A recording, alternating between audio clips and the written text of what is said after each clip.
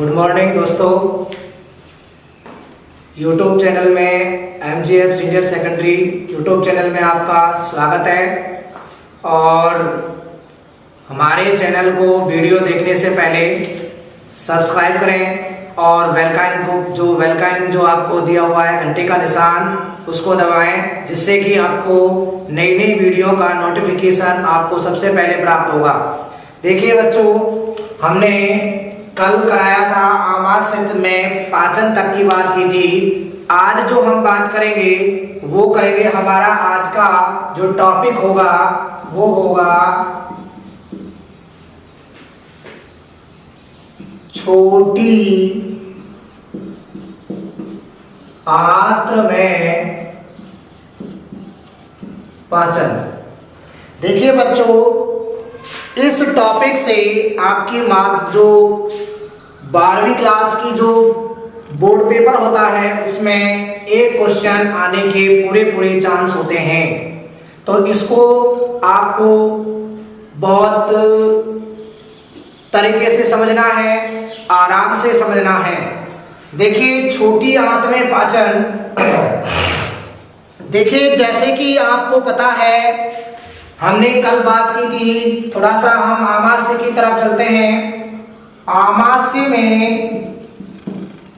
जब भोजन का पाचन होता है तो उसके बाद में जो भोजन है वो काइम में परिवर्तित हो जाता है। मतलब मुखोहिका से जो भोजन आता है वो तो बोलस कहलाता है, जो कि आमाशय में आता है।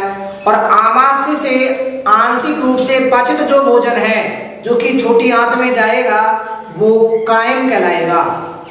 तो देखिए, आंशिक रूप से पचित भोजन या आंशिक रूप से पचित कायम ग्रहणी में थोड़ा थोड़ा करके, ग्रहणी जानते हो आप, छोटी आंत का भाग है, ग्रहणी में थोड़ा थोड़ा करके पहुंचता है।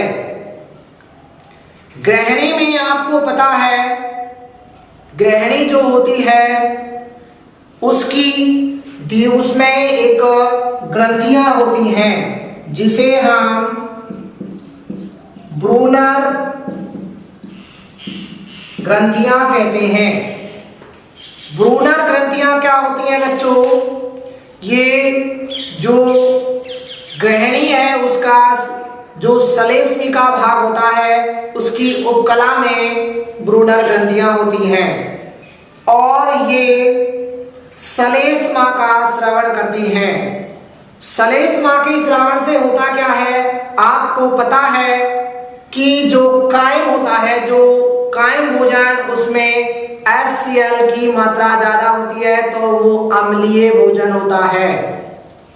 तो उसके प्रभाव से ग्रहणी को बचाने के लिए सलेस्मा एक परत बनाती है तथा इसके अलावा जो आयंस होते हैं वो आयंस इसको उदासीन कर देते हैं।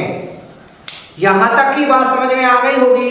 इसके बाद में देखिए, आपको पता है कई बार क्वेश्चन इस तरह से पुटअप किया जाता है कि ग्रहणी में किसी प्रकार का कोई पाचक एंजाइम बनता है।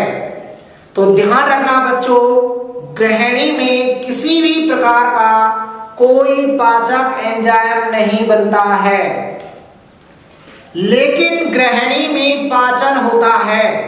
क्यों होता है? जैसा कि आपको पता है बच्चों, हमने जब पाचन तंत्र का डायग्राम देखा था तो उसमें हमने देखा कि दो ग्रंथियां जो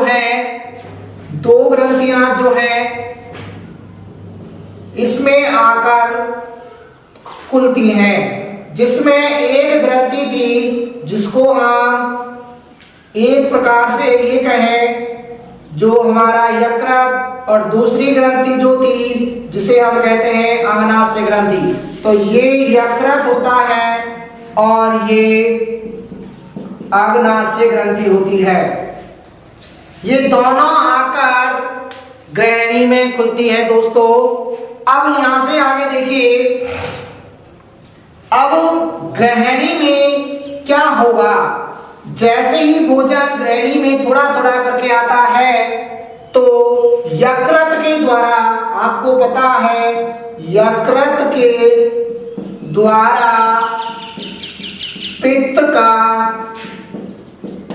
निर्माण होता है।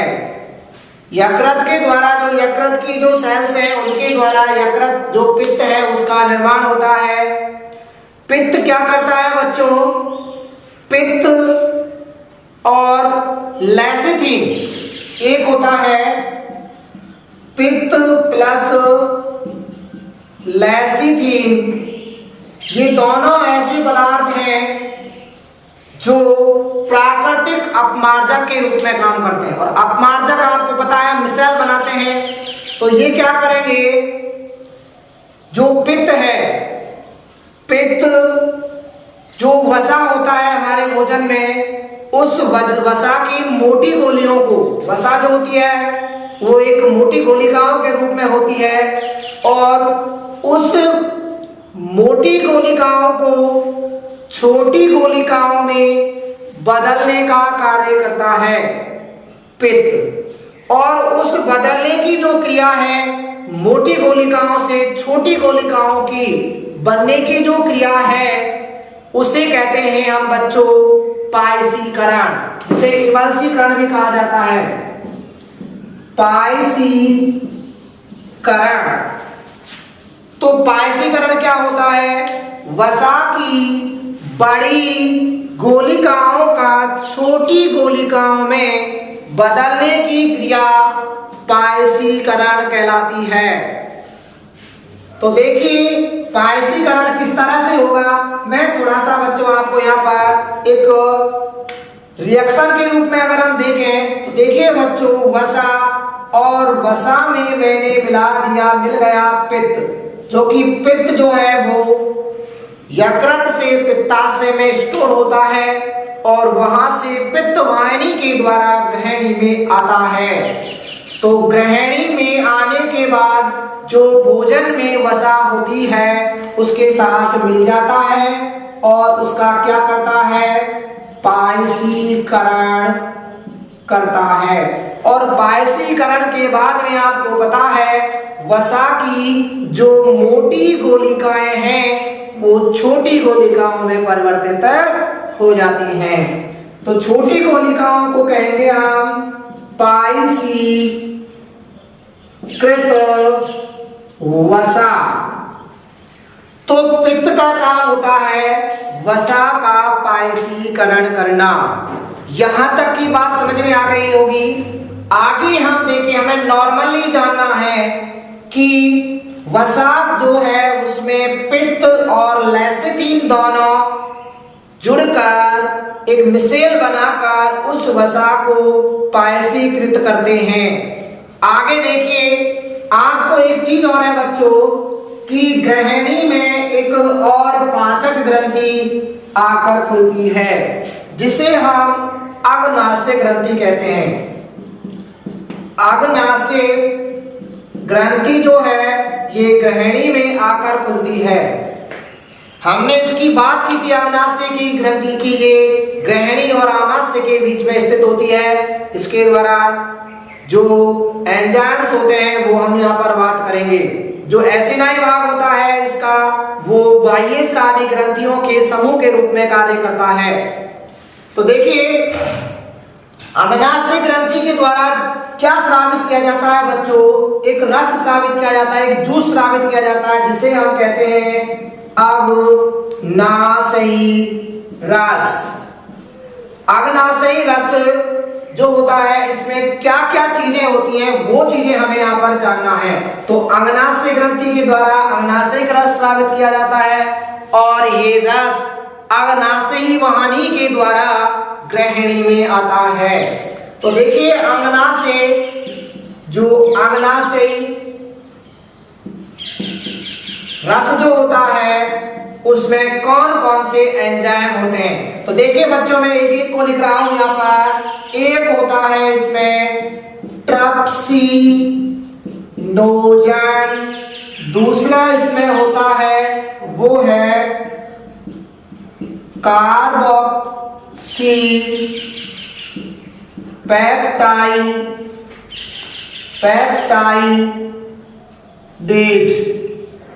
या हम इसे पेप्टिडेज भी कह सकते हैं, पेप्टिडेज। दूसरा जो है वो होता है इसमें, वो है काइमोट्रिप्सिनोजन,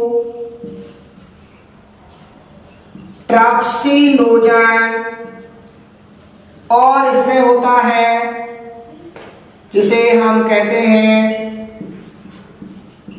इलास्टेस। एक और होता है जो सबसे ज्यादा मात्रा में बनता है, वो है लाइपेज। ये सभी जो एंजाइम हैं ये अग्नाशयी रस में बनते हैं, अग्नाशयी रस में होते हैं। ये सभी एंजाइम इस लाइपेज को छोड़कर तो मैं यहां से मिटा देता हूं इसको हम आगे बात करेंगे। तो ये तीनों जो आपको एंजाइम दिख रहे हैं बोर्ड पर, जिसमें ट्रिप्सिनोजन, कार्बोक्सिल पेप्टिडेज, काइमोट्रिप्सिनोजन और इलास्टेज, ये जो हार्मोन हैं ये जो एंजाइम हैं इनका काम क्या होता है? देखिए बच्चों, ये सभी निष्क्रिय अवस्था में होते हैं।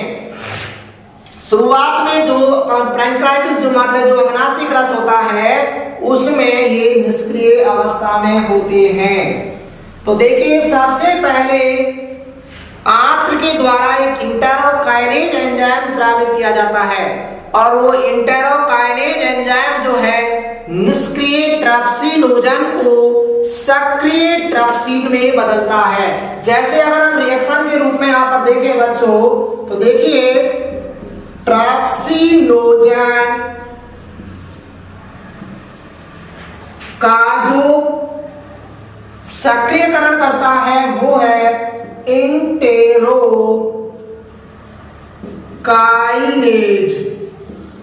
इंटेरोकाइनेज एंजाइम जो है इसको ट्रिप्सिन में बदलता है।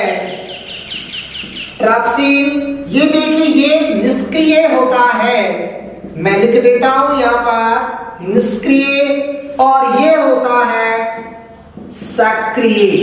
ठीक है बच्चों, तो इंटेरोकाइनेज एंजाइम जो निष्क्रिय ट्रिप्सिनोजन को सक्रिय ट्रिप्सिन में बदलता है।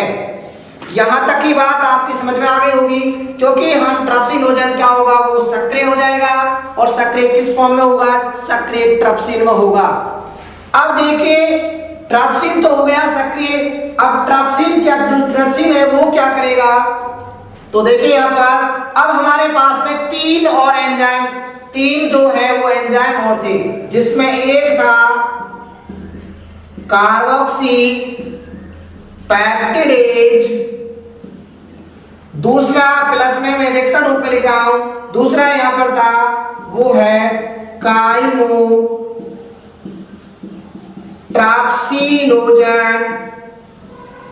और एक और था जिसे कहते हैं हम इलास्टेस। ये तीनों जो हार्मोन जो एंजाइम जो है इनको सक्रियकरण का काम करता है बच्चों ट्रिप्सिन। ट्रिप्सिन क्या करेगा? इनको सक्रिय, ये सभी क्या है बच्चों? निष्क्रिय है। मैं यहां पर लिख देता हूं आपको, ये निष्क्रिय फॉर्म में है, अब इनको सक्रिय फॉर्म में ट्रिप्सिन बदलता है। तो ये जिधर हम लिख देंगे इसमें काइमोट्रिप्सिन,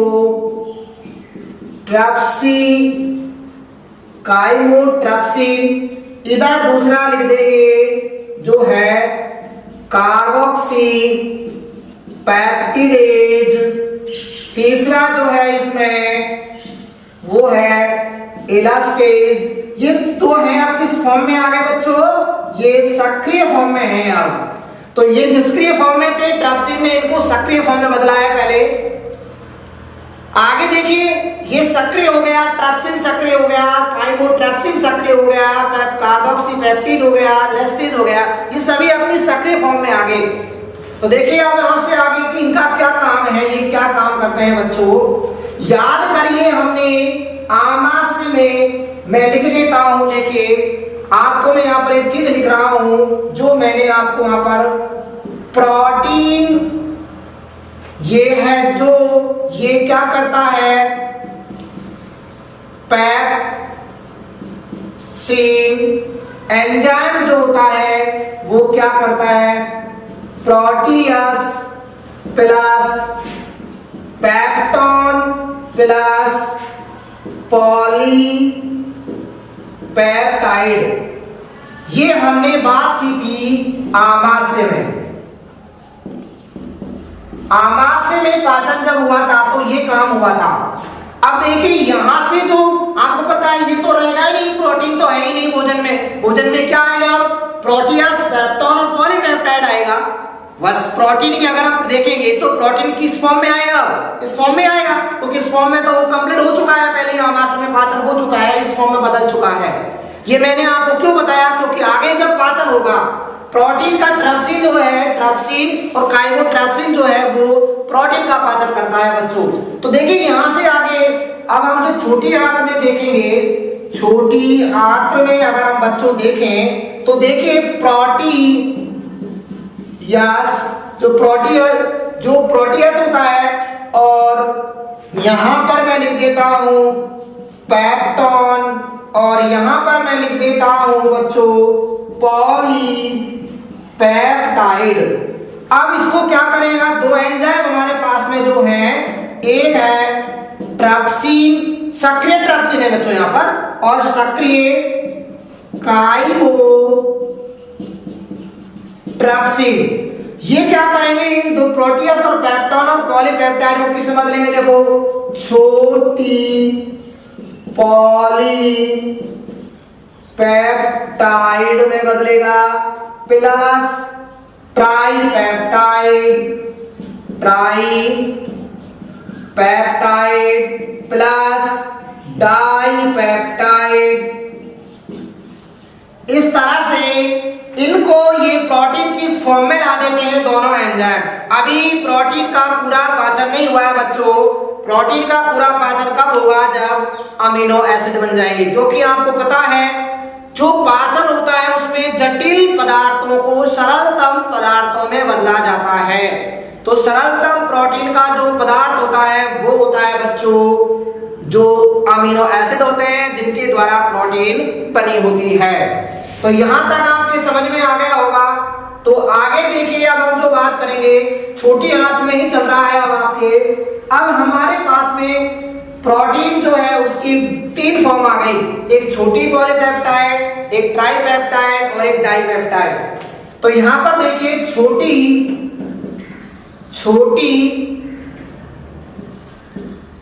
जो पॉलीपेप्टाइड है, पॉलीपेप्टाइड जो है उसको एक एंजाइम जो अभी पढ़ा हमने वो है कार्बोक्सी पेप्टिडेज। ये क्या करेगा, छोटी पॉलीपेप्टाइड को बच्चों डाईपेप्टाइड में तोड़ेगा, डाईपेप्टाइड में तोड़ता है। तो अब यहां से आगे देखिए, अब हमारे पास में जो छोटी पॉलीपेप्टाइड और डाईपेप्टाइड में परिवर्तित हो गई। अब हमारे पास में एक एंजाइम बचा है वो है इलास्टेज। क्या है, जो इलास्टस हार्मोन होता है, ये क्या करेगा, हमारे भोजन में इलास्टिन तंतु जो है उनका पाचन का कार्य करता है। इलास्टिन तंतु जो है उनका पाचन कौन करेगा, इलास्टेज एंजाइम करता है। इसके अलावा देखिए अब आगे जो है वो हम बात करेंगे। यहां तक आपको इन चारों हार्मोन जो एंजाइम्स हैं उनका काम समझ में आ गया होगा।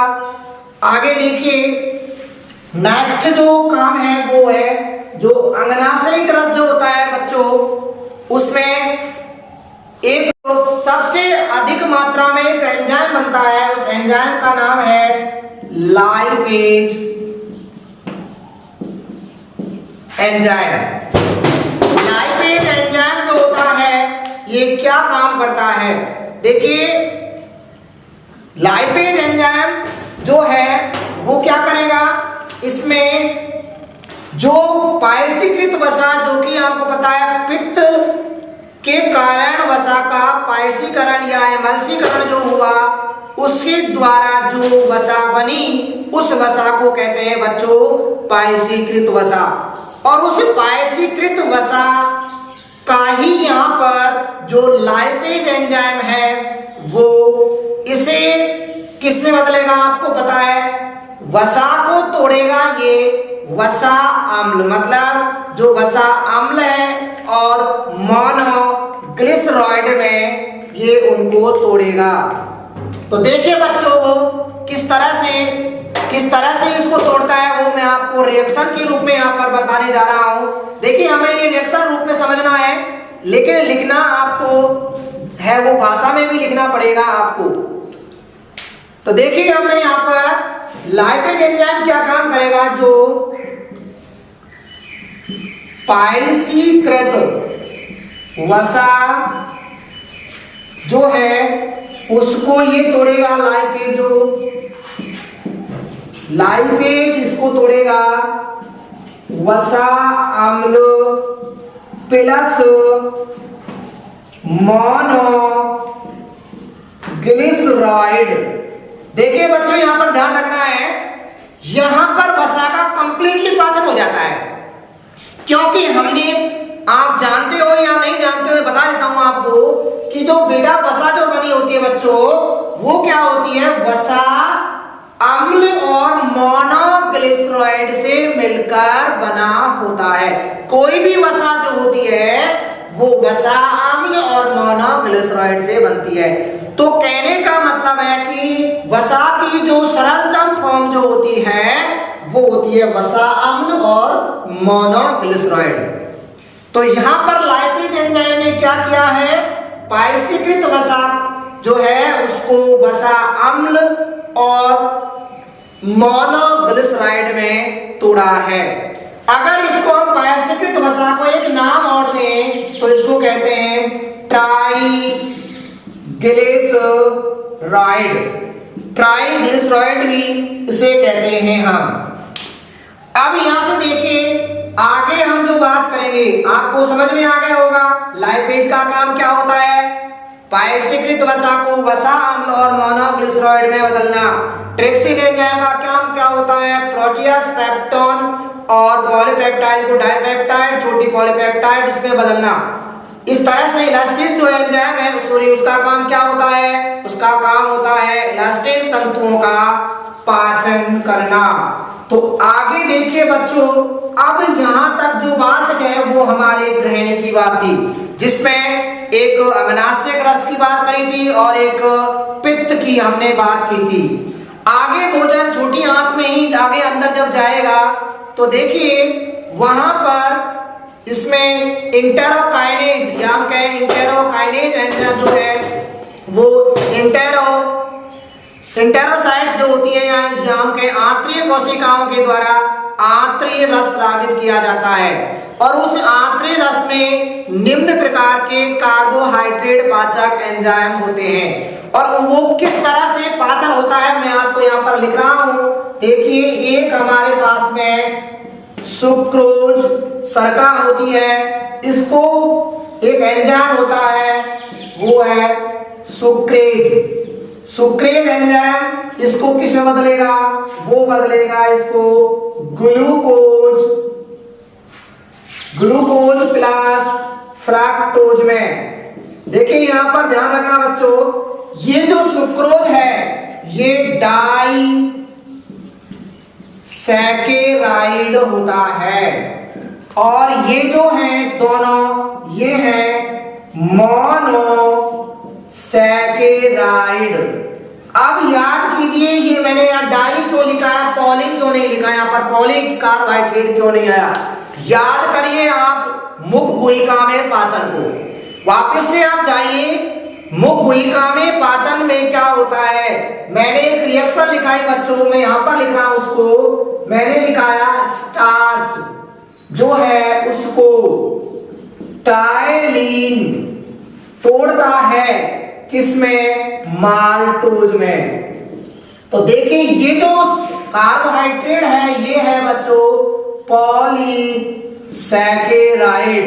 और ये जो कार्बोहाइड्रेट है, कार्बोहाइड्रेट जो होता है ये है डाई सैकेराइड। तो यहां पर एक चीज ध्यान रखनी है हमें कि जो छोटी आंत में जो कार्बोहाइड्रेट आती है वो डाइसैकेराइड फॉर्म में आती है, क्योंकि यहां पर पॉलीसैकेराइड का पाचन हो चुका है। कहां पर हो चुका है? मुख गुहिका में हो चुका है। जिस तरह से प्रोटीन का पाचन प्रोटियस और पेप्टोन में कहां पर हुआ था? आमाशय में। इसी तरह से स्टार्च माल्टोज में बदल चुका है। कहां पर? मुख गुहिका में। तो देखिए आगे क्या होगा, ये जितने भी सैकराइड जो हैं ये हम कहते हैं डाइसैकराइड्स हैं। दूसरा इसमें जो होता है वो है माल्टोज, और माल्टोज को एक एंजाइम होता है माल्टेज। ये माल्टेज एंजाइम क्या करेगा? इसको ग्लूकोज के 2 अणुओं में तोड़ेगा। ग्लूकोज ये जो है ये सब एक सरलतम कार्बोहाइड्रेट है। तो कहने का मतलब है हमें सरलतम कार्बोहाइड्रेट में ही लाना है कार्बोहाइड्रेट को, तभी पाचन पूरा होगा। अगला इसमें एक श्रृंखला और होती है जिसे कहते हैं हम लैक्टोज। लैक्टेज जो है इसको लैक्टेज एंजाइम होता है, और लैक्टेज एंजाइम क्या करेगा? इसको तोड़ेगा ग्लूकोज प्लस ग्लैक्टोज। देखिए ये जितने भी हैं इन सभी की इनका अगर हम अणुसूत्र देखें तो एक अणुसूत्र होता है, वो ग्लूकोज के बराबर होता है। ग्लूकोज सूत्रधार जैसे कि C6H12O6। ये जो फॉर्मूला होता है ये सभी का होता है, और ये सबसे सरलतम कार्बोहाइड्रेट होता है। अब इस सबसे सरलतम कार्बोहाइड्रेट जो था वो सरलतम कार्बोहाइड्रेट में बदल चुका है। तो मेरा कहने का मतलब तात्पर्य ये बच्चों की कार्बोहाइड्रेट का पाचन भी पूरा हो गया और वसा का पाचन भी पूरा हो गया। अब हमारे पास में देखो 2 चीजें बची है, एक डाइपेप्टाइड बचा है। क्या बचा है? डाइपेप्टाइड। और कुछ अगर देखें हम तो हमारे जो भोजन है उसमें डीएनए और आरएनए भी होते हैं। तो देखते डीएनए आरएनए को क्या किस किस रूप में कैसा पाचन होता है?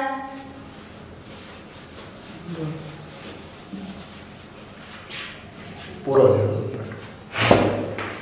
कैसे किस तरह से पाचन होता है? देखिए इसमें आरएनए और जो डीएनए है इनका पाचन करने वाला एंजाइम होता है, ये इसका एंजाइम होता है राइबो न्यूक्लिएज, और इसका होता है जो पाचक एंजाइम है वो है डी ऑक्सी राइबो न्यूक्लिएज। देखिए आरएनए और डीएनए उनका भी पाचन होता है। तो राइबो न्यूक्लिएज एंजाइम उसको न्यूक्लियोटाइड बदलता है, और डीऑक्सी राइबो न्यूक्लिएज उसको न्यूक्लियोटाइड बदलता है। तो यहां पर भी इनका पाचन भी छोटी आंत के अंदर ही होता है। अब देखिए बच्चों इसमें लास्ट जो हमारे पास में जो बचा है वो बचा क्या क्या चीजें बची हैं? एक हमारे पास में पेप्टाइड, एक बचा है हमारे ट्राइपेप्टाइड, और एक बचा है हमारे पास में डाइपेप्टाइड। तो देखिए ट्राइपेप्टाइड जो है, ट्राइपेप्टाइड को कौन सा एंजाइम जो बदलता है वो है अमीनो पेप्टाइड, यहां के पेप्टिडेज। अमीनो पेप्टिडेज जो है इसको बदलेगा अमीनो अम्ल प्लस डाई पेप्टाइड। इसके अलावा अब हमारे पास में बच्चों डाई पेप्टाइड बचा है। डाई पेप्टाइड को जो एंजाइम होता है वो है पेप्टिडेज एंजाइम, इसको अमीनो अम्ल में बदलता है। तो यहां पर अगर बच्चे हम देखें तो कंप्लीटली हमारे छोटी आंत में जो पाचन के जितने भी अवयव है उन सब का पाचन हो जाता है। तो थोड़ा सा मैं आपको इसको रिवीज करूं 2 मिनट के लिए। देखिए सबसे पहले हमने वसा का पाचन जो है वो लाइपेज एंजाइम कंप्लीट कर देता है, जिसमें वसा अम्ल और मोनोग्लिसराइड में तोड़ देता है। प्रोटीन जो है वो कंप्लीट अमीनो एसिड में टूट जाती है और कार्बोहाइड्रेट है वो अपनी सरलतम फॉर्म में आ जाती है। तो यहां से देखिए बच्चों, आगे की जो हमारा वीडियो होगा उसमें जो हम आपको पढ़ाएंगे वो हम जो पाचन की जो क्रियाविधि है उसकी जो तीसरा चरण है जिसमें हम पढ़ेंगे जिसे हम कहते हैं अवशोषण, और उस अवशोषण के बारे में हम कल पढ़ेंगे। इसी के साथ में हमारे इस चैनल को पुनः लाइक करें, सब्सक्राइब करें एवं बेल आइकन जो है, जो घंटी का जो निशान आता है उसको आप ऑन करें, जिससे कि आपको हमारी नई नई वीडियो की नोटिफिकेशन आपको सबसे पहले प्राप्त होगा। ठीक है बच्चों, अगले वीडियो में मिलेंगे नेक्स्ट डे। धन्यवाद।